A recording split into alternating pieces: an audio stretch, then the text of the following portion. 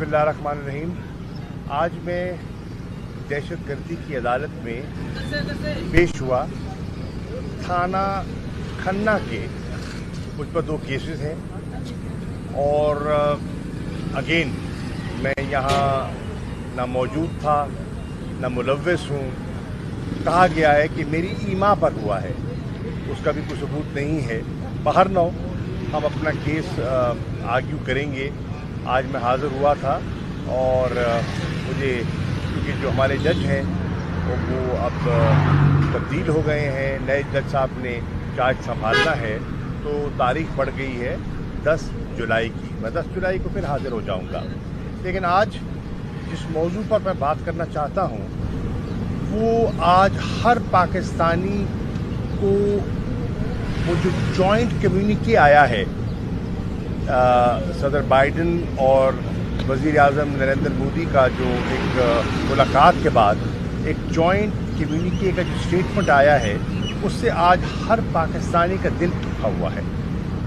पाकिस्तान की जो काविश है, जो हमारी कोशिश थी दहशत गर्दी को नेस्त व नाबूद करने में, उसको रिकग्नाइज नहीं किया गया। मुझे अफसोस से कहना पड़ता है बड़ी उन्होंने पॉलिटिकल कंसिडरेशंस का मुजाहरा किया है और जो पाकिस्तान ने जानी माली कुर्बानी दी है, हमारी सिपाह ने, हमारी पुलिस ने, हमारे शहरियों ने, हमारी अफवाज ने, उसका कोई रिकग्निशन नहीं है। हर पाकिस्तानी, जी शऊर पाकिस्तानी को वो स्टेटमेंट पढ़कर जो मैंने पढ़ी है, तकलीफ हुई है। अफसोस की बात यह है कि कहीं जिक्र नहीं है जो इंसानी हकूक़ की पामाली हो रही है मकबूजा कश्मीर में, उसका तज़किरा ही नहीं है। जो हिंदुस्तान में अक़लियतों के साथ जो सलूक बर्पा किया जा रहा है, बिलख़ुसूस मुसलमानों के साथ, उसका जिक्र ही नहीं है।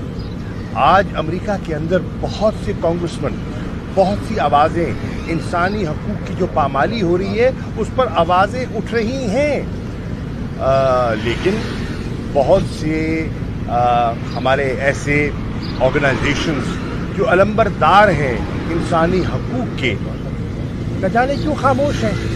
बिलख़ुसूस पाकिस्तान में, न जाने पाकिस्तान में एक बहुत बड़ा मीडिया का तबका न जाने क्यों खामोश है।